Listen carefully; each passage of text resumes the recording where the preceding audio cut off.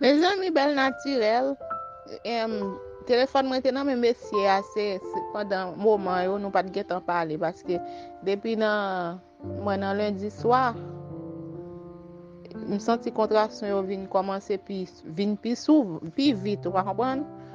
Konya la, mesye ap di, man nan l'hôpital, men mpot ko senti kom pou mal l'hôpital, parce que m te di, m pa vle pou mal l'hôpital pou yo ap nan voye marche bay sa yo.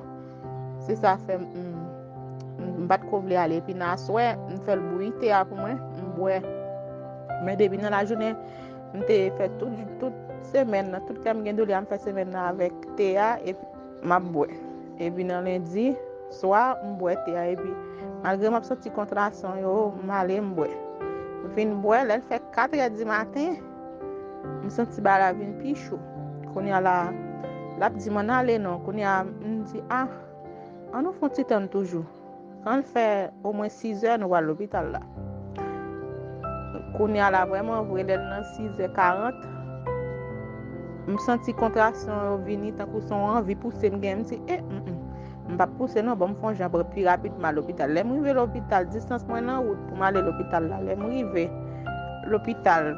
M'gen gen envie pousser, oui bel naturel. M'river l'hôpital là. Les fait toc pour moi. M'gen à 8 cm. Kounya se courir mettem pour aller mettem dans salle accouchement. Les m'rive dans salle accouchement, m'font petit temps et yo mettem en bas de l'eau, on chouve l'eau qui gagne dans salle là, yo mettem en bas chouve l'eau. Pendant m'en bas chouve l'eau, me senti tête ti moun n'a sorti, me dit oh, tête ti moun n'a sorti oui.